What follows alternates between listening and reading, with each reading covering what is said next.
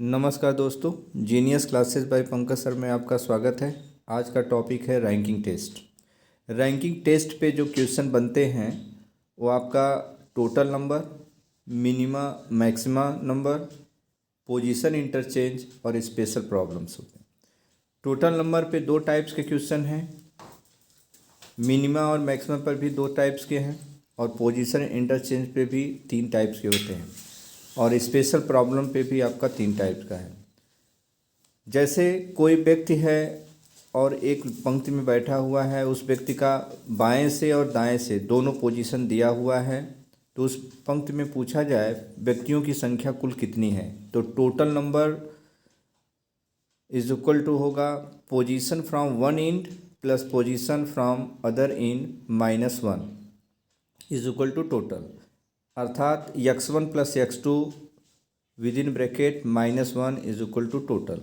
अब हम इसको जो है सवाल के थ्रू हम करेंगे। क्वेश्चन है पहला टाइप में कि वस्तुओं की एक सूची में घड़ी आरंभ से 45वें स्थान पर है और मोबाइल अंत से 70वें स्थान पर है।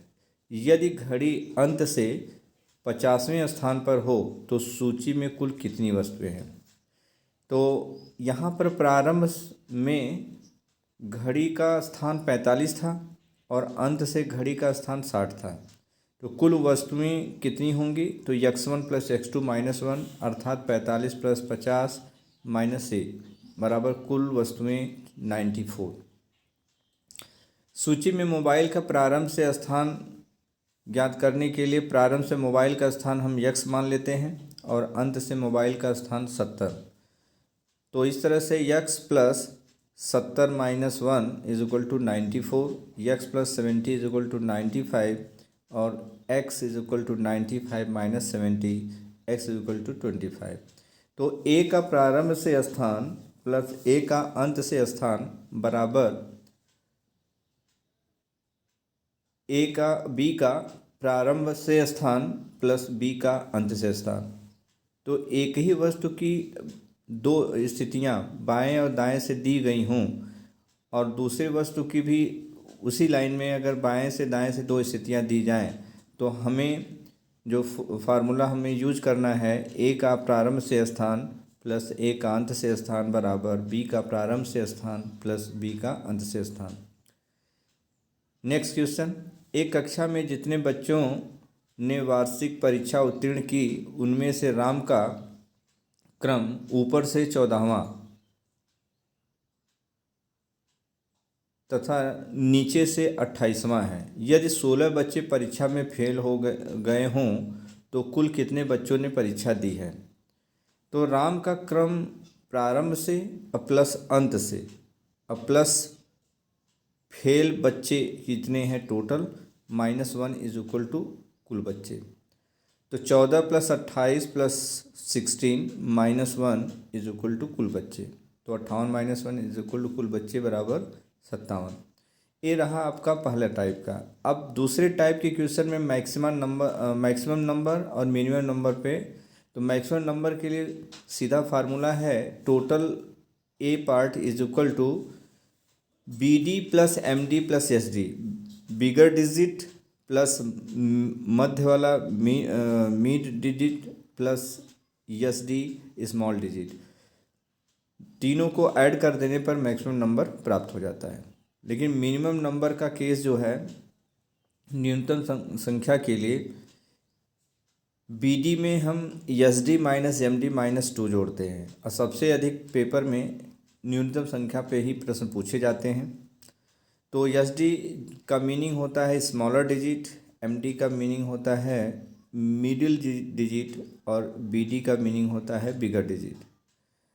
तो S D minus M D का मान अगर 2 से कम हो तो न्यूनतम मान ज्ञात नहीं कर सकते।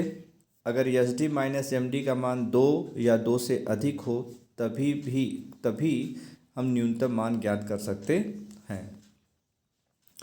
जैसे इस पे एक न्यूमेरिकल है, एक पंक्ति में राजेश प्रारंभ से 8वें स्थान पर है लेकिन अजय अंत से 5वें स्थान पर है।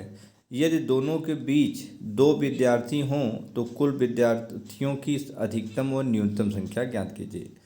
अधिकतम के लिए हम सीधा सीधा फार्मूला यूज करेंगे कि B D plus M D plus S D, तो टोटल आपकी संख्या निकलेगा 8 + 2 + 5 = 15। लेकिन मिनिमम नंबर्स के लिए क्या करना है कि B D plus S D minus M D minus 2, उस फार्मूले का प्रयोग करके 9 हो जाएगा। व्यक्तियों की एक पंक्ति में मोहित का स्थान प्रारंभ से 24वां है और अंत अनिल का स्थान अंत से 15वां है। यदि इन दोनों के मध्य 14 व्यक्ति बैठे हों तो बताइए कि इस पंक्ति में व्यक्तियों की न्यूनतम संख्या क्या होगी। तो मिनिमम नंबर के लिए एम डी = 14 दिया है, एस डी = 15 दिया है, बी डी = 24। तो मिनिमम के लिए क्या करेंगे, बी डी में plus S D minus M D minus 2, तो 24 + 15 - 14 - 2। यहाँ S D minus M D का मान 2 से कम है, अतः न्यूनतम संख्या ज्ञात नहीं की जा सकती। मैक्सिमम नंबर के लिए सीधे हम जोड़ देंगे B D plus M D plus S D, इस तरह से कुल आंसर हो जाएगा 53। पोजीशन इंटरचेंज ये टाइप 3 है। एक पंक्ति में राम आरंभ से 17वें स्थान पर है व मोहन अंत से 27वें स्थान पर है। जब दोनों स्थान परिवर्तित करते हैं तो मोहन आरंभ से 14वें स्थान पर आ जाता है। तो पहले उस व्यक्ति का नाम लिखते हैं जिसका स्थान दोनों तरफ से दे रखा है, जैसे मोहन और राम। तो मोहन को लेफ्ट साइड में लिखेंगे, तो मोहन का 27वां है, फिर राम का दूसरी साइड 17वां है। फिर इंटरचेंज करने के बाद मोहन का 14वां हो जाता है, तो राम का बताना है। तो इस पे 3 तरह का प्रश्न बनता है। मध्य में बैठे हुए व्यक्तियों की संख्या के लिए एक ही व्यक्ति की दोनों ओर से स्थित का अंतर, तो 27 - 14 तो कितना होगा 13, 13 में से एक और जाएगा तो 12 हो जाएगा। या तो 17 - 4 करेंगे तो 13 होगा, एक और माइनस करेंगे तो 13 हो जाएगा। तो कुल व्यक्ति बराबर किन्हीं एक विकर्णों का योग -1, अर्थात कुल व्यक्तियों की संख्या अगर ज्ञात करनी है तो पूरा विकर्ण में क्या करेंगे, जैसे 27 4 जोड़िए, 27 4 31 और 1 घटाना होता है तो 30। या तो फिर 17 और 14 का जो विकर्ण है 17 14 31 है, 1 घटाइए 30। तो इस तरह से कुल व्यक्तियों की संख्या हम ज्ञात कर लेंगे। नेक्स्ट है, एक पंक्ति में आरंभ से सीता 14वें स्थान पर है, गीता अंत से 10वें स्थान पर है। जब दोनों आपस में स्थान परिवर्तित करते हैं तो गीता आरंभ से 8वें स्थान पर आ जाती है, सीता अंत से किस स्थान पर होगी, बीच में कुल कितने व्यक्ति हैं, सीता और गीता की पंक्ति में कुल कितने लोग हैं। तो गीता को और सीता को लिखने के बाद गीता का स्थान 10 था और सीता का दूसरी साइड से 14 था। फिर गीता और सीता के भी स्थान परिवर्तित होता है तो 8 हो जाता है गीता का।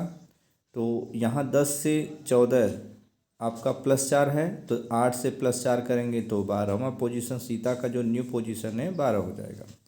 तो कुल व्यक्तियों की संख्या डायगोनल में बात करेंगे तो 10 और 12 ऐड करिए 22, 1 घटाइए 21 हो जाएगा।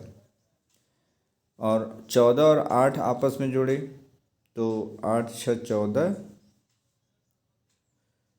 14 और 8 जोड़ेंगे तो 26 2 22 होगा, 22 में 1 माइनस करेंगे 21 हो जाएगा। सीता का अंत से स्थान कितना हुआ 12 हो गया। छात्रों की एक पंक्ति में कमल बाएं से 12वें स्थान पर और श्याम दाएं से 18वें स्थान पर है। जब कमल तथा श्याम आपस में स्थान परिवर्तित कर लेते हैं तो कमल बाएं से 25वें स्थान पर हो जाता है। तो बताइए पंक्ति में कुल छात्रों की संख्या कितनी है।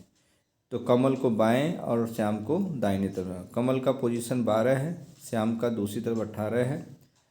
फिर इंटरचेंज करने पर कमल का स्थान जो 25 होता है तो श्याम का नया स्थान क्या होगा, तो 12 में 6 जोड़े तो 18 हुआ, तो 25 में 6 जोड़ेंगे तो 31 हो जाएगा। तो कुल छात्र कितने होंगे, तो डायगोनल सॉल्यूशन से तो 31 और 12 ऐड करने के बाद कितना हुआ 43 और 1 माइनस कर देंगे तो 42 हो जाएगा। कुछ स्पेशल केस है, A B C D E F G HIJKLMNOPQRSTUVWXYZ तक दिया है। यक्स पंक्ति में कुल व्यक्तियों की संख्या है। यल प्लस आर का मान यक्स के मान से कम हो तो बीच में बैठे व्यक्तियों की संख्या। यल प्लस आर का मान अगर यक्स के मान से कम हो तो बीच में बैठे व्यक्तियों की संख्या, तो यक्स में से यक्स माइनस ब्रैकेट में यल प्लस आर करेंगे। अगर यक्स की वैल्यू एल प्लस आर की वैल्यू 0 है, दोनों बराबर हो गई वैल्यू, अगर यक्स की वैल्यू और यल प्लस आर की वैल्यू दोनों बराबर तो कोई नहीं बैठेगा। और यक्स प्लस 1 अगर यल प्लस आर से अगर बराबर है तो 0 व्यक्ति हैं। यक्स प्लस 2 है तब भी आपका 0 है। मीनिंग ये है कि यल प्लस आर का मान अगर यक्स प्लस 2 के मान से ज़्यादा ही है तो L plus R minus X plus. जब दोनों स्थितियाँ एक ही दिशा में दी गई हों तो बीच में बैठे हुए व्यक्तियों की संख्या बिगर माइनस स्मॉलर -1 होता है। और इस तरह से हमने सारे टाइप्स पढ़े और पूरी रैंकिंग जो है 2 2 4 4 3 7 3 10 टाइप्स में कंप्लीट हुआ। Thank you.